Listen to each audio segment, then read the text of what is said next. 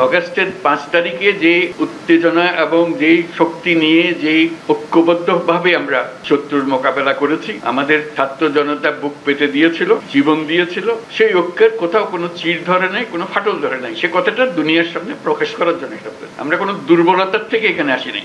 আমরা এখনো সেই জাতি, যেই জাতি এই 5ই আগস্ট থেকে আমরা যাত্রা করেছিলাম স্বৈরাচারী সরকারকে বিদায় দিয়ে, সেই জাতি এখনো সেই সজাগ আছে, সে মজবুত আছে। যে মজবুত জিনিসটা দুনিয়ার সামনে তুলে ধরা। তারা যেন মনে করছে যে এর মধ্যে ঠান্ডা হয়ে গেছে। ঠান্ডা আমরা হই নাই, আমরা সেই সতেজ। যখন আমরা দেখি পুলিশ বলে যে স্যার একটা মারি তো 4টা দাঁড়ায় যায়, এখনো 4টা না 40টা দাঁড়াবে। এবার সেই জাতি মরে নাই, দুর্বল হয় নাই, সবল আছে।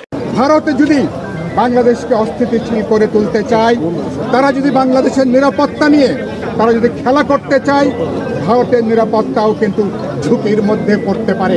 এই ভারতের বিরুদ্ধে আমরা যুদ্ধ ঘোষণা করব। আসসালামু আলাইকুম ওয়া রাহমাতুল্লাহি ওয়া বারাকাতুহু। যারা যারা এই মুহূর্তে ভিডিও দেখছেন তাদেরকে অনুরোধ করব দয়া করে পুরো ভিডিও সম্পূর্ণ দেখবেন। ভিডিওটি খুবই গুরুত্বপূর্ণ এবং অত্যন্ত ইম্পর্টেন্ট ভিডিও নিয়ে উপস্থিত হয়েছি আপনাদের মাঝে। প্রিয় দর্শক শ্রোতা মণ্ডলী, এবারে কঠিন চালল প্রফেসর ইউনূস। প্রিয় দর্শক শ্রোতা মণ্ডলী, প্রফেসর ইউনূস ইন্ডিয়াকে বুড়ো আঙ্গুল দেখালো। প্রিয় দর্শক শ্রোতা মণ্ডলী, প্রফেসর ইউনূস ইন্ডিয়াকে বুড়ো আঙ্গুল দেখিয়ে কঠিনভাবে ইন্ডিয়াকে জায়গা মতো আঘাত করে দিল। এবারে কঠিন জবাব দিল ভারতকে প্রফেসর ইউনূস।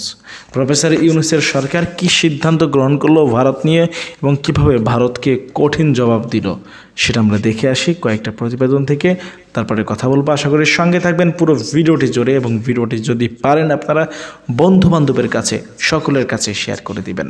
চলুন এই মুহূর্তে দেখে আসি কিভাবে ইন্ডিয়াকে কঠিনভাবে ধোলাই করলো, ইন্ডিয়াকে কঠিন জবাব দিল প্রফেসর ইউনূস।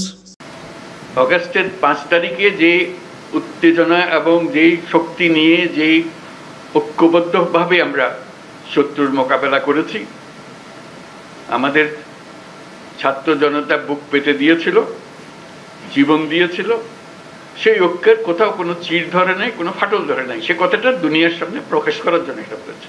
আমরা কোনো দুর্বলতার থেকে এখানে আসি নাই। আমরা এখনো সেই জাতি, যেই জাতি এই 5ই আগস্ট থেকে আমরা যাত্রা করেছিলাম স্বৈরাচারী সরকারকে বিদায় দিয়ে, সেই জাতি এখনো সেই সজাগ আছে, সে মজবুত আছে। সে মজবুত জিনিসটা দুনিয়ার সামনে তুলে ধরা। তারা যেন মনে করছে যে এর মধ্যে ঠান্ডা হয়ে গেছে। ঠান্ডা আমরা হই নাই, আমরা সেই সতেজ। যখন আমরা দেখি পুলিশ বলে যে স্যার একটা মারি তো 4টা দাঁড়ায় যায়, এখনো 4টা না 40টা দাঁড়াবে। এবার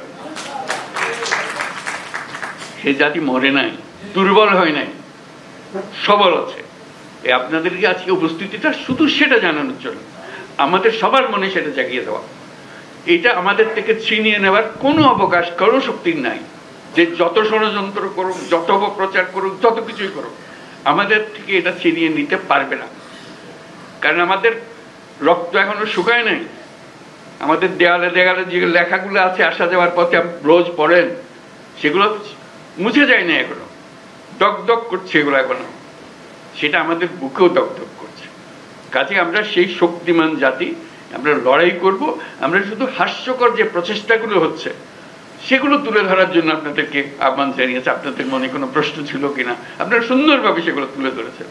আমরা নানা মত, নানা পথ, এগুলো থাকবে, এটা যে কোনো জাতির মধ্যে থাকবে। কিন্তু এই বিষয়ে কোনো রকমের মতভেদ আমাদের নাই। যেভাবে আপনারা এই 5ই আগস্টের পর থেকে একত্র হয়ে চলেছেন, সেই একতা এখনো ঐক্য, সেই মজবুত ঐক্য রয়ে গেছে এবং থাকবে। সেটা আমরা জনগণকে জানিয়ে দিলাম আজকে, সবাইকে যেন জানি। সবার মনে আবার সন্দেহ আসছে কি হচ্ছে জানি না। এটা একত্র হয়ে বসাতে, এই ছবিটা শুধু যদি দেখে মানুষের মনে আবার ভরসা জাগবে। আমরা তো করে যাইনি, আমরা তো এই জাতি এই মজবুত অবস্থাতে আমরা এখনো আছি। সেই মজবুত অবস্থাতে আমরা আছি এবং থাকবো। কেউ আমাদের ঐক্য ছিনিয়ে নিতে পারবে না, কেউ আমাদের স্বাধীনতার থেকে আমাদেরকে বঞ্চিত করতে পারবে না। ভারতে যদি বাংলাদেশকে অস্থিতিশীল করে তুলতে চায়, তারা যদি বাংলাদেশের নিরাপত্তা নিয়ে তারা যদি খেলা করতে চায়, ভারতের নিরাপত্তাও কিন্তু ঝুঁকির মধ্যে পড়তে পারে। আমরা সবাই একসাথে হয়েছি, ঐক্যবদ্ধ হয়েছি। আমাদের নিজেদের মধ্যে রাজনৈতিক মতাদর্শগত যেই পার্থক্য থাকুক না কেন, এই প্রশ্নে আমরা সবাই ঐক্যবদ্ধ আছি। তার জন্য আমরা বলেছি এই ঐক্যের প্রকাশ হিসেবে সারা দেশে একটা দিবসে আমরা জাতীয় পতাকা হাতে আমরা সবাই দাঁড়াবো। অতীতে ফ্যাসিবাদের পলায়নকে, তাদের পরাজয়কে ভারতের নরেন্দ্র মোদী সরকার নিজের পরাজয় হিসাবে বিবেচনা করে আসছে। তারপর থেকে তারা একটা বাংলাদেশ বিরোধী অন্তর্বর্তী সরকারের বিরুদ্ধে, এদেশের জনগণের বিরুদ্ধে, গণ অভ্যুত্থানের বিরুদ্ধে তারা ভয়ানকভাবে তারা তৎপর রয়েছে। আমরা বলেছি তারা চেষ্টা করছে বাংলাদেশে একটা সাম্প্রদায়িক উস্কানি তৈরি করে একটা হিন্দু মুসলমান, একটা দাঙ্গা, একটা সাম্প্রদায়িক উত্তেজনা এটাকে তৈরি করবার জন্যে। আমরা আজকের এই সভার মধ্য দিয়ে আমরা বলেছি বাংলাদেশের সকল রাজনৈতিক দল অন্তর্বর্তী সরকারের সাথে আমরা আমাদের স্বাধীনতার প্রশ্নে, সার্বভৌমত্বের প্রশ্নে, জাতীয় স্বার্থের প্রশ্নে আজকে আমরা আমাদের ঐক্যমত আজকে আমরা সেখানে ব্যক্ত করেছি। আমরা বলেছি কোনো ধরনের ভারত উস্কানিতে আমাদের জনগণ এখানে পা দেবে না। আমরা সাম্প্রদায়িকতার বিরুদ্ধে আমরা বলেছি বাংলাদেশের মানুষ অসাম্প্রদায়িক যে রাজনীতি, যে সংস্কৃতি, তার মধ্য দিয়ে বাংলাদেশের মানুষ আজকে নতুনভাবে ঐক্য গড়ে তুলেছে। আমরা সরকারকে বলেছি পরিষ্কার এই বার্তা দেবার জন্যে। সেই বার্তাটা হচ্ছে ভারত যদি বাংলাদেশকে অস্থিতিশীল করে তুলতে চায়, তারা যদি বাংলাদেশের নিরাপত্তা নিয়ে তারা যদি খেলা করতে চায়, ভারতের নিরাপত্তাও কিন্তু ঝুঁকির মধ্যে পড়তে পারে। সেজন্য আমরা বলেছি মেহরবানি করে আগুন নিয়ে খেলা করবেন না।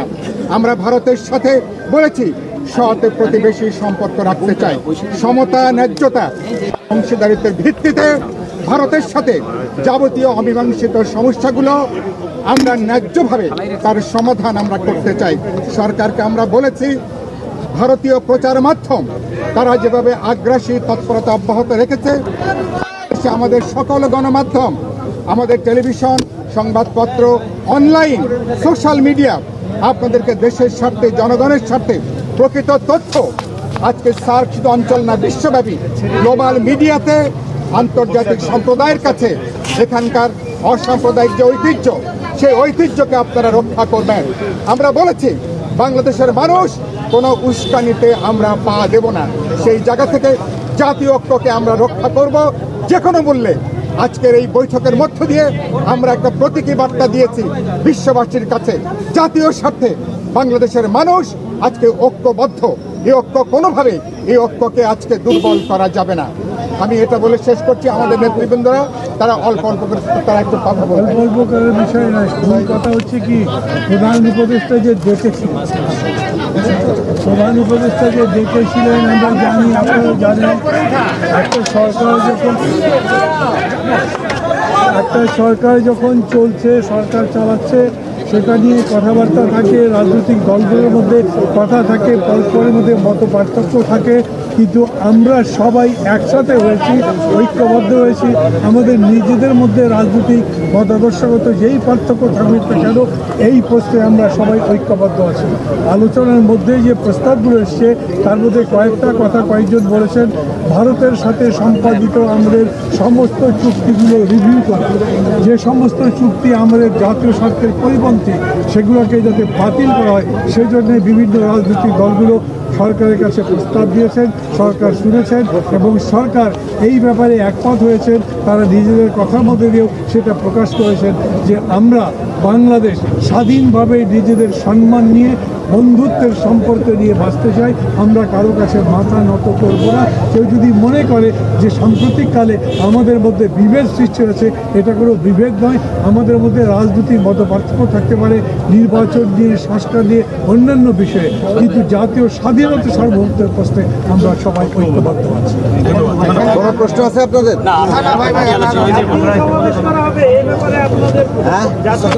জাতীয় সমাবেশ করা হবে। আচ্ছা, বাংলাদেশের স্বাধীনতা, সার্বভৌমত্ব, এই বিষয়ে আমরা বাংলাদেশে একটা জাতীয় ঐক্য গড়ে তোলার জন্য আমরা ঐক্যবদ্ধ হয়েছি। আমরা মনে করি সরকার এবং দেশের শিক্ষার্থী, রাজনৈতিক দল, শ্রেণী পেশা, দেশের সকল রাষ্ট্রীয় প্রতিষ্ঠান, সিভিল সোসাইটি, বাংলাদেশের সমস্ত জনগণ আজকে ঐক্যবদ্ধভাবে এই দেশকে তার অস্তিত্ব, তার স্বাধীনতা, সার্বভৌমত্বের জন্য এক হয়ে লড়াই করবে। তার জন্য আমরা বলেছি এই ঐক্যের প্রকাশ হিসেবে সারা দেশে একটা দিবসে আমরা জাতীয় পতাকা হাতে আমরা সবাই দাঁড়াবো।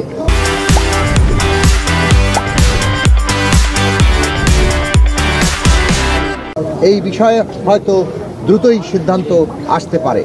আমরা বলেছি বাংলাদেশের বিরুদ্ধে ভারত সহ অনেক জায়গা থেকেই আমরা দেখতে পাচ্ছি একটা মিস ইনফরমেশন যুদ্ধ চলছে, অসত্যের যুদ্ধ চলছে।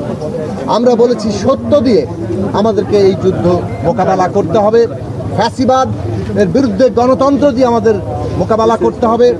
এই যে সাম্প্রদায়িক উস্কানির বিরুদ্ধে আমাদেরকে সম্প্রীতি, আমাদের দেশের সকল মানুষের, সকল ধর্মের, জাতির সকল মানুষের নিরাপত্তা নিশ্চিত করে ঐক্য আমাদের মোকাবেলা করতে হবে।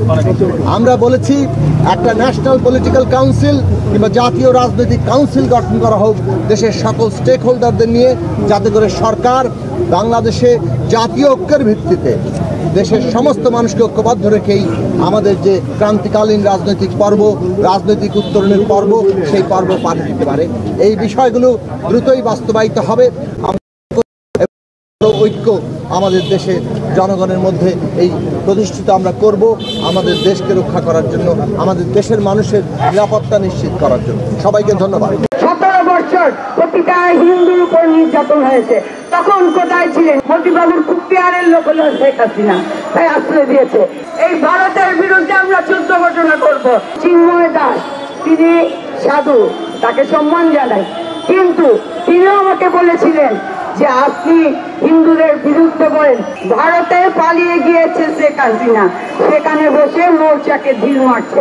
এই কথার পরিপ্রেক্ষিতে আমার 14 গোষ্ঠী ধরানো হয়েছে। উপরন্ত কিছু কুলাঙ্গার আমাকে মেরে ফেলার হুমকি দিয়েছে। হুমকি বা মেরে ফেলার ভয় অপর্ণা পায় না কখনো। রাজপথে ছিলাম, রাজপথেই থাকবো। আপনারা দেখেছেন। আমি যে কথা বলবো, চিন্ময় দাস তিনি সাধু, তাকে সম্মান জানাই, কিন্তু তিনিও আমাকে বলেছিলেন যে আপনি হিন্দুদের বিরুদ্ধে বলেন। আমি হিন্দুদের বিরুদ্ধে বলি না, আমি যতবার হিন্দুদের পাশে দাঁড়িয়েছি, আপনারা কে কখন হিন্দুদের পাশে দাঁড়িয়েছেন? 17 বছর প্রতিটা হিন্দুর উপর নির্যাতন হয়েছে, তখন কোথায় ছিলেন? এই কথা আমি আরো 2 মাস আগে বলেছিলাম। শুভেন্দু আজকে বড় বড় কথা বলছে, তিনি দিল্লিতে না যে বাংলাদেশে বর্ডারের কাছে এসে বক্তব্য রাখছে। আজকে তিনি রপ্তানি বন্ধ করবে বলছে, পেঁয়াজ রসুনের কথা বলছে। তাদের যেই দোষর খুনি হাসিনা, সেই হাসিনাকে তারা আশ্রয় দিতে পারে, আমি মানলাম। মোদিবাবুর খুব পেয়ারের লোক হলো শেখ হাসিনা, তাই আশ্রয় দিয়েছে। সেই শেখ হাসিনার অতি অনতিবিলম্বে আমরা ফাঁসি চাই। কেন ফাঁসি চাই? আমাদের এবারের আন্দোলনে, 24 সালের আন্দোলনে শিশু খুন হয়েছে। সেই 2024-এ শিশুদের খুনের তার বিচার চাই। হুকুমের আসামি শেখ হাসিনার বিচার চাই, বিচার চাই। আমাদের 17 বছর ইলিয়াস আলী চৌধুরী হাজারো হাজারো সন্তানের বাবা পিতা হারিয়েছে, যাদের গুম হয়েছে, আমরা এখন লাশ ফিরে পাইনি। তাই শেখ হাসিনার বিচার চাই। আমি যে কথা বলেছিলাম যে শেখ হাসিনা ভারত এসে আমাদের দেশে ষড়যন্ত্র চালাচ্ছে, তখন আপনারাও হেসেছেন যে এই মহিলা কি বলে। আজকে 2 মাস পরে পাচ্ছেন ষড়যন্ত্রের গন্ধ। যেই মোদিবাবু এত বড় বড় কথা বলেন, সেই মোদিবাবু ব্যর্থ হয়েছেন কূটনীতিবিদদের নিরাপত্তা দিতে। যেই মোদিবাবু হিন্দুত্ববাদ নিয়ে বড় বড় কথা বলেন, সে ভারতে হিন্দুদের নিরাপত্তা দিচ্ছে না। আপনি আর দেখেন তথাগত রায়ের বক্তব্য শুনেন, মোদিবাবু শুভেন্দুরা কি করছে? তারা তাদের ভারতটাকেই লুটে ফুটে খাচ্ছে। যেভাবে 17 বছর শেখ হাসিনাকে দিয়ে আমাদের বাংলাদেশ থেকে লুটে খেয়েছে, এখন লুটের বাধা পড়েছে বিদায় এখন ডক্টর ইউনূস সহ আমাদের সকল সরকারের উপদেষ্টাদের বিরুদ্ধে লেগেছে। আমাদের সরকারের উপদেষ্টার কাজ কি ছিল? অন্তর্বর্তী সরকারের কাজ, তারা প্রশাসনকে সংস্কার করে অন্তর্বর্তীকালীন একটি সরকারের মাধ্যমে সুষ্ঠু নির্বাচন নেবে। যেখানে আমাদের গণতন্ত্র ফিরে পাবো, যেখানে আমাদের ভোটের অধিকার ফিরে পাবো, যেখানে আমাদের ভাতের অধিকার ফিরে পাবো, সেটাই হলো তাদের দায়িত্ব। তাদের দায়িত্ব এই 8 দফা নিয়ে নয়। তারপরে কিন্তু 8 দফা যদি যৌক্তিক হয়, তার পাশে আমরা সবে আছি, এই কথা কিন্তু বলা হয়েছে। তারপরে বারবার শাহবাগে আপনারা আন্দোলন চালিয়ে আমাদের হিন্দুদের শান্তিতে থাকতে দিচ্ছেন না। আমি এই কারণে বলছি, সংখ্যালঘু কথাটা আমি ঘৃণা করি, আমি বারবার আপনাদের বলেছি আমি সংখ্যালঘু নই, আমি বাংলাদেশি। আমি একজন বাংলাদেশি হিসেবে বলছি, আমার বাংলাদেশের যেখানে যেখানে আপনারা আঘাত করবেন সেখানে থেকেই আমরা যুদ্ধ ঘোষণা করবো। একবার ৭১-এ যুদ্ধ ঘোষণা করেছিল শহীদ রাষ্ট্রপতি জিয়াউর রহমান, আমরা সে তারপরেই কিন্তু একটি বাংলাদেশ পেয়েছি। আবার 2024 সালে আমাদের সন্তানরা যুদ্ধ করে আরেকটি বাংলাদেশ দিয়েছে আমাদের। এখন যদি আপনারা আঘাত করেন, এই ভারতের বিরুদ্ধে আমরা যুদ্ধ ঘোষণা করব এই প্রেস ক্লাব থেকে। ভারতের মাঝে মাঝে মনে হয় ভারত সরকারের, আমি বরাবরই ভারত সরকারের সমালোচক, বারবারই বলি ভারতের জনগণ তো বাংলাদেশের জনগণ ভালোবাসার জায়গা আলাদা, কিন্তু সরকার যখন এই দেশের জনগণকে বিপদে ফেলার চেষ্টা করে তখনই কিন্তু আমি প্রতিবাদ করি। বাংলাদেশে আপনারা জানেন যে এই মুহূর্তে ভারত সরকার যে কৃত্রিম ভিসা সংকট ইস্যুটা তৈরি করেছে, তাতে তাদের দেশ যেমন ক্ষতিগ্রস্ত হচ্ছে, বাংলাদেশের মানুষও ক্ষতিগ্রস্ত হচ্ছে, কিন্তু ক্ষতিগ্রস্তের জায়গাটা এখন অন্য জায়গায় চলে গেছে। বাংলাদেশে পৃথিবীর অনেক দেশের অ্যাম্বাসি নাই বা কনজুলেট শাখা নেই, যার কারণে আমরা বাংলাদেশের মানুষ প্রতিনিয়ত ভারতে গেছি, সেখান থেকে ভিসা প্রসেসিং করছি, স্টুডেন্ট ভিসা থেকে শুরু করে ট্যুরিস্ট বা আরও নানান ভিসার জন্য ভারতে কিন্তু যেতে হয়েছে। বড় দেশ, তাদের এখানে সবারই অ্যাম্বাসি আছে। তো আমরা যে ভারত গেছি, ভারত সরকার কি প্লেনের টিকিট ব্যবসা করছে না? তাদের হোটেল ব্যবসা হয় নাই, তাদের পর্যটন ব্যবসা হয় নাই, নানান কিছু কিন্তু হয়েছে। সেখানের ট্যাক্সিগুলা কি ভাড়া পায় নাই, সেখানের খাবারের হোটেলগুলো কি মানে তারা পয়সা কামায় নাই, একটু শপিং টপিং হয় নাই, তাদেরও তো এখানে স্বার্থ ছিল। তো এখন এই যে কৃত্রিম ভিসা সংকট তৈরি করছে, ভাবছে বাংলাদেশ যাবে কই? বাংলাদেশ কিন্তু ভারতের এই দাদাগিরি শেষ করে দিয়েছে। তবে আমার মনে হয় যে বিকল্প পদ্ধতিটা নেওয়া হয়েছে, সরকারের উচিত, ডক্টর মোহাম্মদ ইউনূসের সেই ক্যাপাবিলিটি আছে, জনগণের ভোগান্তি কমাইয়া আপনি আপনার level of power, level of image যেটা আছে আন্তর্জাতিক অঙ্গনে, সেইটাকে ব্যবহার করে এটারে আরও সহজ করেন। সিস্টেম হয়েছে বিকল্প, বাট বিকল্পটা কিন্তু আর একটু পেঁচাইল্লা হয়েছে। এখানে ভারতের বিকল্প আমরা বের করছি, বাট বিকল্পটা ইজিয়েস্ট ওয়েতে হয় নাই। তারপরেও আমরা যে বিকল্প বের করতে পারি, এটা একটা ভারতকে দেখানো হয়েছে, বাট আমরা মনে করি এটা আরও সহজতর করা উচিত। তো ভারতের পর্যটন ভিসা বন্ধ হওয়ার কারণে আপনার এখানে বিশেষ করে শিক্ষার্থীরা অনেকে বিপাকে পড়েছেন, এবং ওয়ার্ক পারমিট ভিসাতে যারা ইউরোপের বিভিন্ন দেশে যাচ্ছিলেন তারাও কিন্তু বিপাকে পড়েছেন। এইসব সমস্যা বিবেচনায় দিল্লির বিকল্প হিসাবে তৃতীয় দেশ থেকে ভিসা নেওয়ার উদ্যোগ করেছে আপনার অন্তর্বর্তী সরকার। তো সেই তৃতীয় দেশ আসলে কোনটা? একটা দেশ না, সেখানে অনেকগুলো দেশ কানেক্ট করা হয়েছে। বলা হচ্ছে যে পূর্ব ইউরোপের বিভিন্ন দেশে যাওয়ার জন্য ভিসা নিতে বাংলাদেশি নাগরিকদেরকে দিল্লি যেতে হতো। তো এসব দেশের দূতাবাস ঢাকায় নেই, তবুও এসব দেশে প্রতি বছর অনেক শিক্ষার্থী যান, ওয়ার্ক ভিসাতেও অনেকে যান। আর এখন রোমানিয়াতেও আপনার প্রচুর বাংলাদেশিরা কাজের ভিসায় বা শিক্ষার ভিসায় অনেকে যাচ্ছিলেন। এই অবস্থায় ভারতীয় হাইকমিশন বা ভারত সরকার ভিসা সীমিত করে দেওয়ায় বাংলাদেশ এখন যেটা করছে, রোমানিয়ার ভিসার জন্য আপনারা যারা অ্যাপ্লাই করেছেন বা অন প্রসেসিংয়ে আছেন, আপনারা যেতে হবে থাইল্যান্ড অথবা ভিয়েতনামে। ভিয়েতনামে যে দেশটির দূতাবাসে আবেদন করতে পারবেন শিক্ষার্থীরা। এছাড়া ভিয়েতনাম, পাকিস্তান ও কাজাখস্তানে বুলগেরিয়ার ভিসার আবেদন করা যাবে। তো আমার কাছে এই জায়গাটা একটু পেঁচাইল্লা মনে হয়েছে যে আবার ওইসব দেশে তো একটু পেঁচাইল্লা লাগতেছেই, নাকি বাংলাদেশে থাকা এদের যেই অ্যাম্বাসিগুলো আছে সেইখানে গিয়ে কাজ করা যাবে, বিষয়টা কিন্তু ক্লিয়ার না। যদি এমন হয় বাংলাদেশে এইসব রাষ্ট্রগুলোর যে সকল অ্যাম্বাসি আছে এখান থেকে কাজটা করা যাবে, তাহলে এটা গুড। আর যদি মনে হয় ওই দেশে গিয়ে করতে হবে, তাইলে কিন্তু এটা আরেকটু জটিল হয়ে গেছে। দিল্লিকে পাশ কাটিয়ে বিভিন্ন দেশ থেকে যেন শিক্ষার্থীরা তৃতীয় দেশের ভিসা পেতে পারেন, সেই উদ্যোগ নিয়েছে পররাষ্ট্র মন্ত্রণালয়। বিশেষ উদ্যোগে ভিয়েতনামের হ্যানয় এবং ইন্দোনেশিয়ার জাকার্তার দূতাবাসে, তার মানে ওই দেশেই যেতে হবে, যতটুকু আমার কথাগুলোতে মনে হচ্ছে 86 জন বাংলাদেশের শিক্ষার্থী ভিসার জন্য আবেদন করেছেন। তো আবার ইন্দোনেশিয়া যাও, ভিয়েতনাম যাও, কোথাও না কোথাও ভারতে পাশের দেশ, পাশাপাশি সেখানের ভাষাগত একটা ইস্যু। আমরা বাঙালি মোটামুটি ঠেল্লা হিন্দি পারি, আবার বাংলা পারি।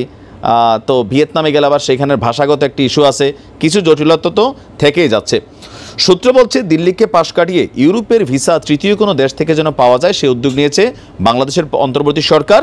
আর বাংলাদেশের কাছাকাছি অন্য দেশগুলো থেকে যেন সহজে ভিসা পেতে পারেন সেই চেষ্টাই চলছে। এছাড়াও ইউরোপের বিভিন্ন দেশের সঙ্গে আলোচনা চালিয়ে যাচ্ছে সরকার।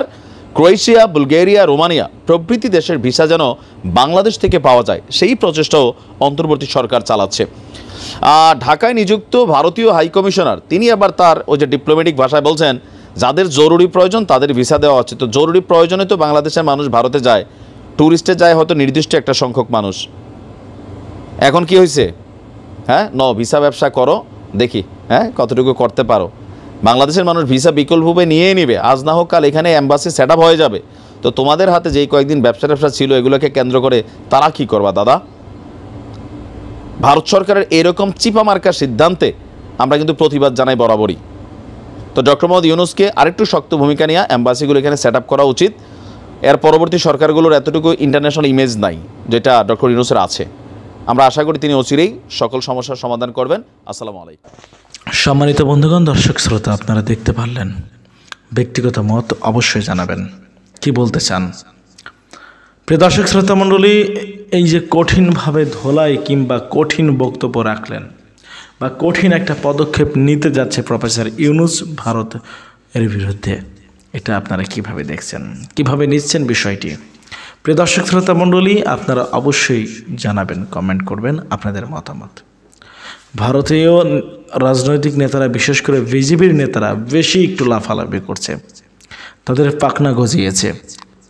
রুইয়ের পাখনা গজায় মরিবার তরে কথাই আছে না, তেমনটাই হচ্ছে। প্রিয় দর্শক শ্রোতা মণ্ডলী, যাই হোক, মতামতটা অবশ্যই মাস্ট জানিয়ে যাবেন কমেন্টে আপনাদের ওপিনিয়নটা কি ভারত বিরোধী ষড়যন্ত্র কিংবা চক্রান্ত নিয়ে। ভারত যেই ষড়যন্ত্র চক্রান্ত করছে তার মোকাবেলা করতে হবে আমাদের সকলকে মিলে। প্রিয় দর্শক শ্রোতা মণ্ডলী, আজকের মতো বিদায় নিতে হচ্ছে আপনাদের কাছ থেকে। দেখা হবে আরও অন্য কোনো একটা ভিডিওতে। আল্লাহ হাফেজ। আসসালামু আলাইকুম ওয়া রাহমাতুল্লাহি ওয়া বারাকাতুহু।